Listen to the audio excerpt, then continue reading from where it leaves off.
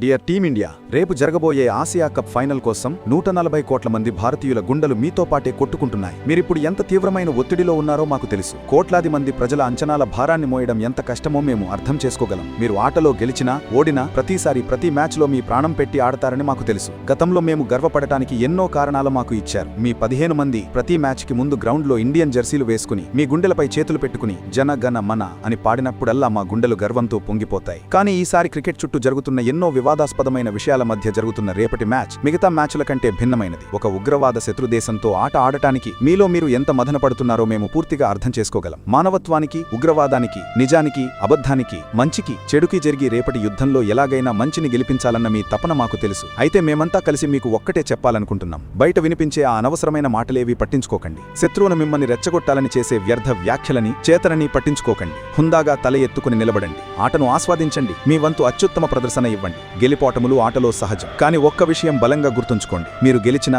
ఓడినా మేము ఈ 140 కోట్ల మంది అభిమానులం ఎప్పటికీ మీతోనే ఉంటాం. మీ వెంటే ఉంటాం. No matter what happens tomorrow, we love you. మీరు కూడా మన టీమిండియాకి ఇదే చెప్పాలనుకుంటే కామెంట్స్ లో వీఆర్ విత్ యూ అని చెప్పండి. ఈ సందేశం మన ఆటగాళ్లకు చేరాలంటే ఈ వీడియోను లైక్ చేసి ప్రతి అభిమానికి షేర్ చేయండి. జై హింద్.